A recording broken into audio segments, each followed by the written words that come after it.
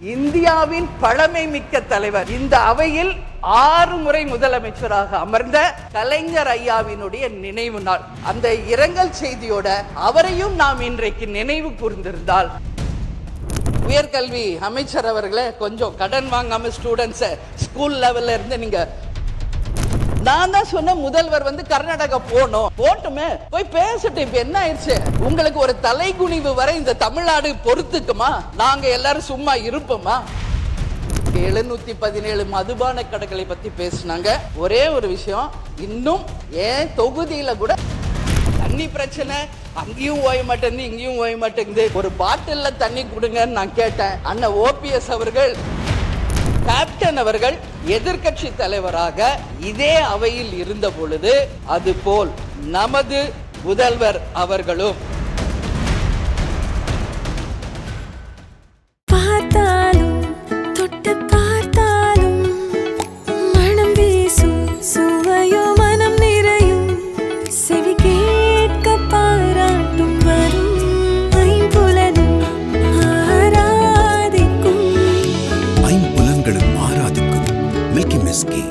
இன்னைக்கு எல்லாரும் அவங்கவுங்க கருத்துக்களை பேசியிருக்கோம். இன்னைக்கு அதுக்கு எல்லா விட முக்கியமா இன்னைக்கு உலக கதர் தினம். அந்த கதர் தினம் இன்றைக்கு நம் நாட்டுக்கு சுதந்திரம் வாங்கி கொடுக்க போராடிய சுதேசியை கொண்டு வந்த நம்மளுடைய தந்தை காந்தியடிகளுக்கு இந்த நாளிலே நினைவு கூறுவோம். கதர் ஆடைகள் என்பது இந்தியர்களுக்கும் தமிழர்களுக்கும் உரிய பாரம்பரியமான உடை. அவையில் இருக்கும் அனைத்து சகோதரர்களையும் நான் பார்க்கிறேன், எல்லாரும் கதர் உடித்து எப்பொழுதும் ஒரு சிறந்த உதாரணங்களாக தமிழகத்தின் சட்டமன்ற உறுப்பினர்கள், பாராளுமன்ற உறுப்பினர்கள் தமிழ்நாட்டின் எடுத்துக்காட்டாக விளங்குறீங்க. இவை எல்லாவற்றுக்கும் முக்கியமாக தேசிய முற்போக்கு திராவிட கழகத்தின் நிறுவன தலைவர் புரட்சி கலைஞர் கேப்டன் உச்ச நட்சத்திரமாக இருந்த காலத்திலே இருந்தே தன் வாழ்நாள் முழுவதும் கதராடைகளை உடுத்துவதையே தன் வாழ்நாள் கடமையாக கொண்டிருந்தார். அவர் பல இளைஞர்களுக்கு எடுத்துக்காட்டாகவும் வாழ்ந்திருக்கிறார் என்பதை இந்த நேரத்தில் நான் பதிய வைக்க விரும்புகிறேன். ஏன்னா அந்த கதர் உடையை தமிழுடைய தமிழகத்தின் பாரம்பரிய உடையா அனைவருமே எப்பவும் ஒரு கலாச்சார உடையாக பயன்படுத்தணும்னு சொல்லி இந்த நேரத்தில் கேட்டுக்கிறேன். அதே போல நான் சார்ந்த தேசிய முற்போக்கு திராவிட கழகத்திற்கும் தலைவர் அவர்களுக்கும், நான் வெற்றி பெற்ற விருதாச்சலம் தொகுதி மக்களுக்கும் விருதகிரீஸ்வரருக்கும் எங்கள் கழக தொண்டர்கள் நிர்வாகிகளுக்கும் இந்த நேரத்தில் என் நன்றிகளை தெரிவித்துக் கொள்ள கடமைப்பட்டிருக்கிறேன். இன்றைக்கு நாம பேச வேண்டியது பட்ஜெட் குறித்த அந்த பதில் நாம் சொல்லணும். இன்னைக்கு 2 பட்ஜெட் முடிஞ்சிருக்கு. ஒன்று ஜெனரல் பட்ஜெட், இன்னொன்னு வேளாண் பட்ஜெட். அப்படி பார்க்கும்போது பொது பட்ஜெட்ல முக்கியமான அறிவிப்புகள் எல்லாமே வந்திருக்கு.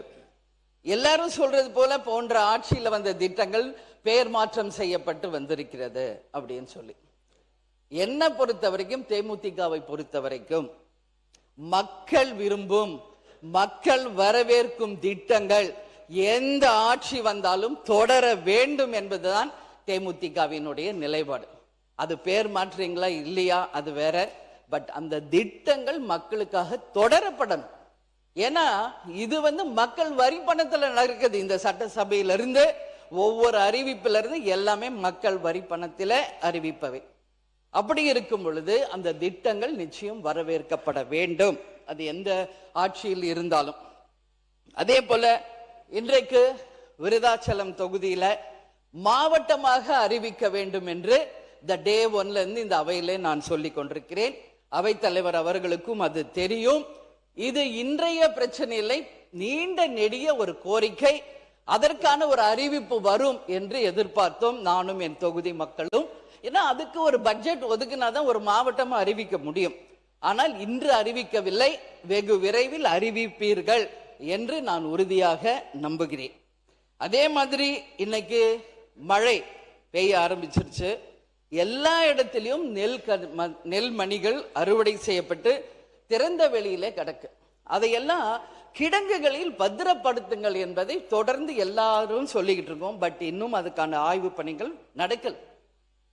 நான் சார்ந்த விருதாசலம் தொகுதியில பல்வேறு ஒன்றியங்களில் இருக்கின்ற கிராமங்கள் காத்துக்குடல், கார்குடல், கருவேலங்குறிச்சி, வயலூர், சின்னப்பரூர், இது ஜஸ்ட் ஒரு 5 கிராமங்களை சொல்றேன்.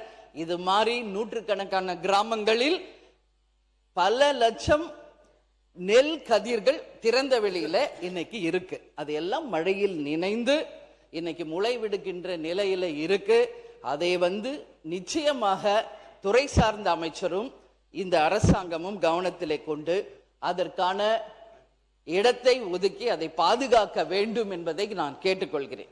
ஏன்னா அதை உற்பத்தி செய்ய ஒரு விவசாயி எவ்வளவு கஷ்டப்படுறாங்க என்பது உண்மையில் விவசாயியா இருக்கிறவங்களுக்கு தான் அது தெரியும். எனவே அதை தயவு செய்து நீங்க கவனத்துல கொள்ள வேண்டும்.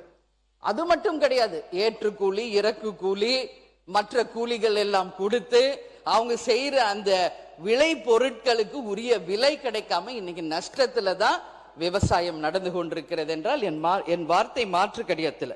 இதுல டிபிசி தளவாட பொருட்கள், சாக்கு முட்டைகள், அதே போல சணல்கள் கூட இல்லாம நம்மளுடைய விவசாயிகள் கஷ்டப்படுகின்ற நிலைமை இருக்கிறது என்பதையும் இந்த அரசாங்கத்தினுடைய நான் கவனத்திற்கு நான் கொண்டு வர விரும்புகிறேன்.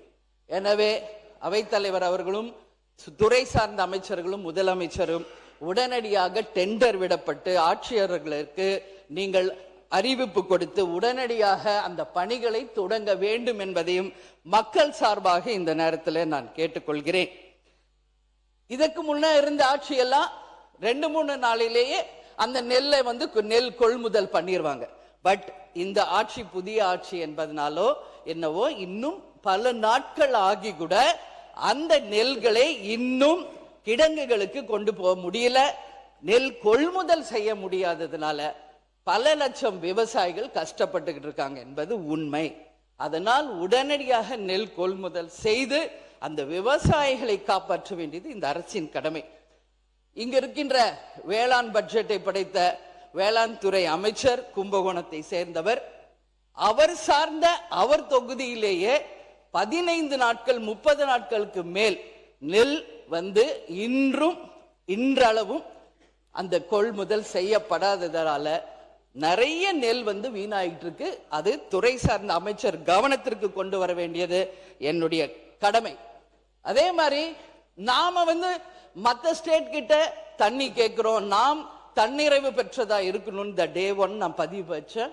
இப்ப இன்னைக்கு மழை வந்துகிட்டு இருக்கு, எல்லா இடத்துலயும் டேம்ஸ் ஃபுல் ஆகுது, எல்லா இடத்துலயும் கரை புரண்டு ஓடுது. ஒகேனக்கல்ல இருந்து நீங்க எல்லாரும் பாக்குறீங்க. இதை சரியாக நம்ம ஆட்சி பயன்படுத்திக்கணும். இப்ப தூர்வாருங்க, இப்ப தடுப்பணைகளை கட்டுங்க, வருகின்ற மழையை சேவியுங்கள், வீணாக கடலில் கலப்பதை தடுங்கள்.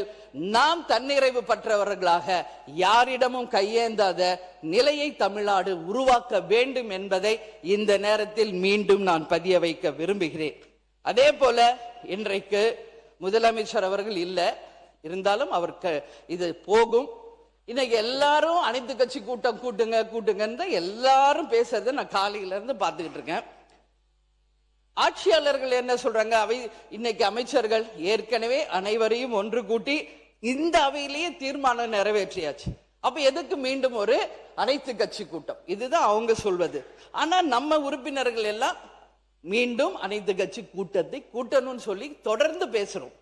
அப்பதான் எம்பிக்களுடைய கூட்டம் நாளைக்கு இருக்கு அப்படின்னு வருது. அது வர்றாங்களா இல்லையா என்பது தெரியாது, அது நாளைக்கு பார்ப்போம். நாங்க ஒண்ணுதான் நான் சொல்ல விரும்புறேன்.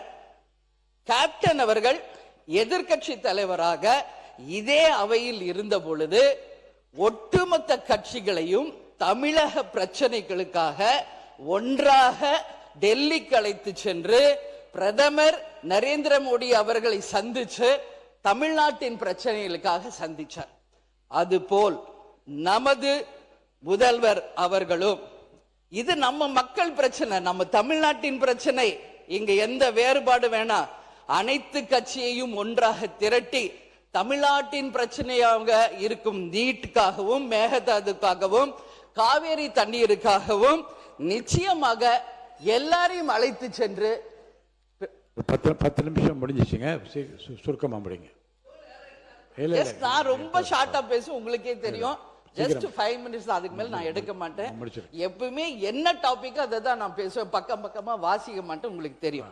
சோ கண்டிப்பாக பிரைம் மினிஸ்டர் சந்திச்சு நம்ம தமிழ்நாட்டு பிரச்சனைகளுக்காக பேச வேண்டும் என்று ஒரு அவையில என்னுடைய பதிலை நான் சொல்ல கடமைப்பட்டிருக்கிறேன். அதே மாதிரி இந்த பட்ஜெட்ல ஒட்டுமொத்த விவசாயிகள் மக்கள் எதிர்பார்த்தது விவசாயிகளினுடைய கடன் முழுமையாக தள்ளப்படும் அப்படின்றத எதிர்பார்த்தாங்க. ஆனா அது அறிவிக்கப்படவில்லை என்பது ஏமாற்றமாக இருக்கு. ஏன்னா எல்னினோ, தண்ணி இல்ல, சம்பா குருவை எல்லாம் முடிஞ்சு இன்னும் பயிர் பண்ண முடியாத நிலையில விவசாயிகள் இருக்காங்க. இந்த நிலையில் முழு கடன் தள்ளுபடி இல்லை என்பது அனைவருக்கும் ஒரு ஏமாற்றம். நிச்சயம் அரசு இதை கவனத்தில் கொள்ள வேண்டும் என்பதை நான் கேட்டுக்கொள்கிறேன்.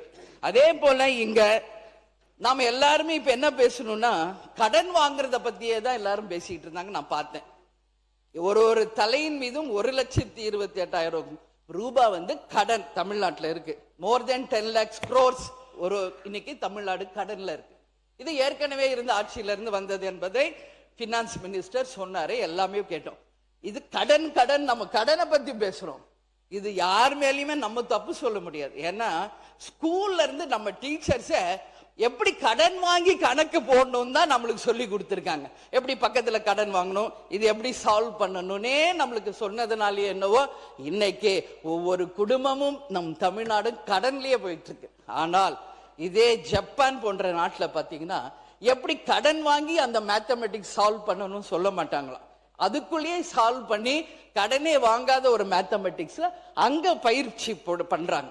சோ உயர்கல்வி அமைச்சர் அவர்களே, கொஞ்சம் கடன் வாங்காம ஸ்டூடெண்ட்ஸ ஸ்கூல் லெவல்ல இருந்து நீங்க பிராக்டிஸ் கொடுக்கணும்னு சொல்லி நான் கேட்டுக்கிறேன். அதே மாதிரி இன்னைக்கு காவேரியில இருந்து தண்ணி வந்துருச்சு அப்படின்னு இங்க எதுவும் பெருமைப்படுறது மாதிரி இல்ல. வெறும் உபரி வாட்டர் தான் திறந்து விடப்பட்டிருக்கிறது. காவேரி நமது உரிமை, அதை தர வேண்டியது கர்நாடகாவின் கடமை. இதை யாரும் மாற்ற முடியாது. மேகதாது வருமா வராதா, காவேரியில தண்ணி திறப்பாங்களா திறக்க மாட்டாங்களா, 150 ஆண்டு காலமா நம்ம பேசிக்கிட்டே தான் இருக்கோம். என்ன பிரயோஜனம், என்ன தீர்வு? கொடுத்துதான் ஆகணும். நீங்க அமைச்சர் அவர்களும் சரி, முதல்வரும் சரி, ஸ்ட்ராங் டிசிஷன் எடுங்க. ஒட்டுமொத்த எதிர்கட்சிகளும் தமிழ்நாடு மக்களும் உங்க பின்னாடி நிப்பாங்க. விவசாயிகளுக்காக, நிச்சயமாக தமிழ்நாட்டு பிரச்சனைக்காக. இதுல எந்த மாற்று கருத்தும் கிடையாது. So take strong decision. Mekedatu அணை கட்டக்கூடாது. காவேரியில எங்களுக்கான உரிமை தந்துதான் ஆகணும்.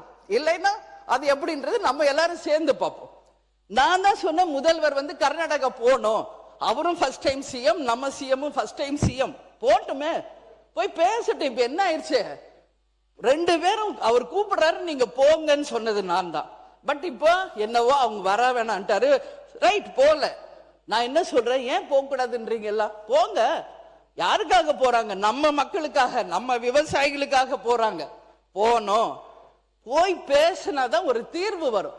நான் கூப்பிட்டு வரலன்னு அவர் ஈஸியா சொல்லியிருப்பார். பட் அதுவே அவர் முன்னாடி சொல்லிட்டார் வர வேணாம். இதைத்தான் நான் இன்னைக்கு ஒகேனக்கல்ல கூட நான் பேசினேன். ஓகே, உங்க ஊர்ல சுச்சுவேஷன் சரியில்லை.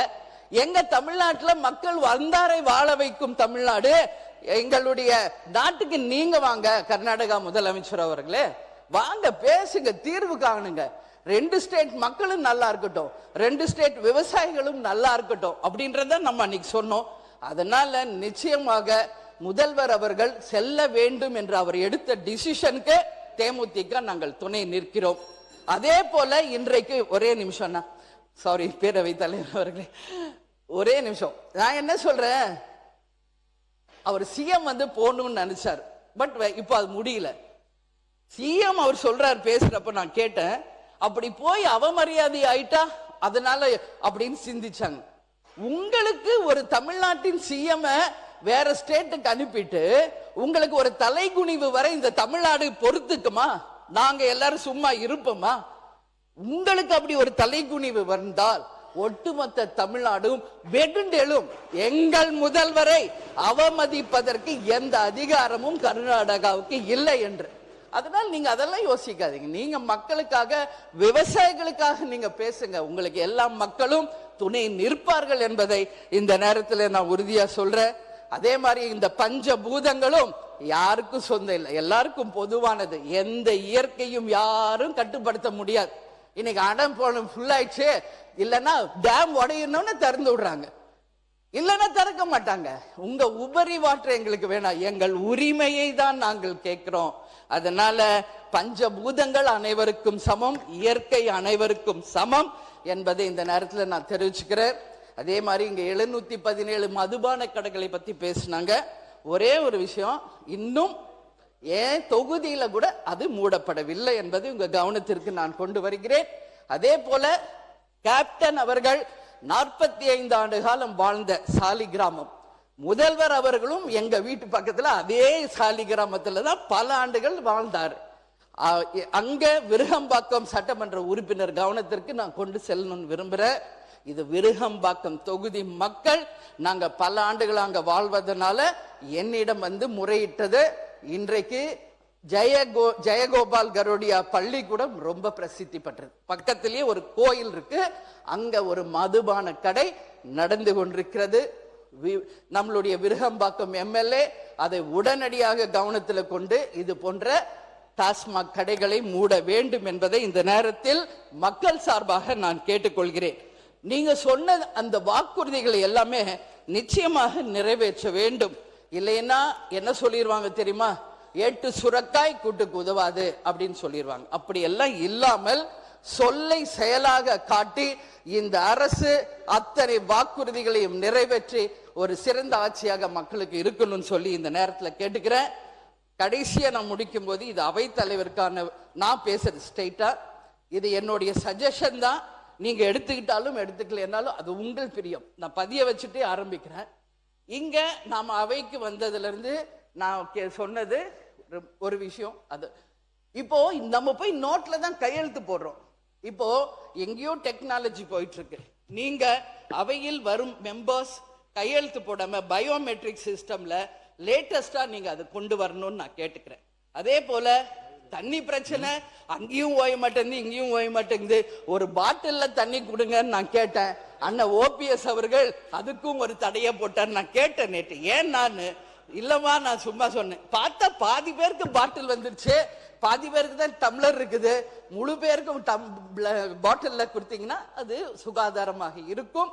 அது ஒன்று. இன்னொன்று, மூன்றாவது ஒரு விஷயமாக, எல்லாரும் வெளியே போறோம் வரோம், ஒரு 5-10 மினிட்ஸ் ரெஸ்ட் எடுத்துக்கிறோம். ஆனா இந்த 5 கேமராமேன் மட்டும் நான் பார்க்கிறேன், நின்ன இடத்துலயே அப்படியே நிக்கிறாங்க. ஒரு இயற்கை உபாதைக்கோ ஒரு தண்ணி கூட குடிக்க மாட்டேங்கிறாங்க. அவங்களுக்கும் நீங்க கொஞ்சம் சேஞ்ச் பண்ணி அவங்களுக்கும் நீங்க ஒரு கர்ட்டசியா எடுத்துக்கணும்னு சொல்லி இந்த நேரத்துல நான் என்னுடைய உரையை சொல்லி, நிச்சயமாக அனைவருக்கும் இந்த ஆட்சி ஒரு நல்லாட்சியாக அமையணும். அதே போல இன்னொரு முக்கியமான விஷயம், நாம வந்தோடனே இரங்கல் தீர்மானம் நம்ம வாசிச்சீங்க, அது உண்மையிலேயே வரவேற்கத்தக்கது. இன்றைக்கு அதோடு கூட இந்தியாவின் பழமை மிக்க தலைவர், இந்த அவையில் 6 முறை முதலமைச்சராக அமர்ந்த கலைஞர் ஐயாவினுடைய நினைவு நாள். அந்த இரங்கல் செய்தியோட அவரையும் நாம் இன்றைக்கு நினைவு கூர்ந்திருந்தால், அவர் சார்ந்த கட்சிக்கு மட்டும் இல்லாமல் இந்த அவைக்கும் தமிழ்நாட்டுக்கும் ஒரு பெருமையாக, ஒரு சிறந்த உதாரணமா எடுத்துக்காட்டாக இருந்திருக்கும். எனவே அவரது நினைவு நாளை இந்த அவையில் இரங்கல் செய்தியோட நீங்கள் நினைவு கூர்ந்திருந்தால் அந்த தலைவர்களுக்கு நாம் ஒரு மரியாதை செலுத்தியதற்காக ஒப்பாகும். அவர் மட்டும் இல்ல, நம்மை சுற்றி இருக்கின்ற புகைப்படங்களில் இருக்கின்ற எந்த ஒரு முதலமைச்சராக இருந்தாலும் அவர்களுடைய நினைவு நாளில் இந்த சிறப்புமிக்க அவையில அவர்களுடைய நினைவு நாளை நாம் நினைவு கூறும்போது இந்த அவைக்கும் ஒரு மாண்பு, மரியாதை, அந்த தலைவர்களுக்கும் ஒரு மரியாதை, அந்த கட்சியை சார்ந்தவர்களுக்கும் அது ஒரு மரியாதை, மக்களுக்கும் அது ஒரு சிறந்த எடுத்துக்காட்டாக இருக்கும் என்று கூறி, எனக்கு வாய்ப்பு கொடுத்த நமது பேரவை தலைவர் அவர்களுக்கு நன்றி கூறி விடைபெறுகிறேன். நன்றி, வணக்கம். மாண்பு உறுப்பினர் அவர்கள் சொன்ன அந்த பயோமெட்ரிக் ஏற்கனவே ஆயில் உள்ளது, விரைவில் அது அமல்படுத்தப்படும் என்பதை நான் தெரிவித்துக் கொள்கிறேன்.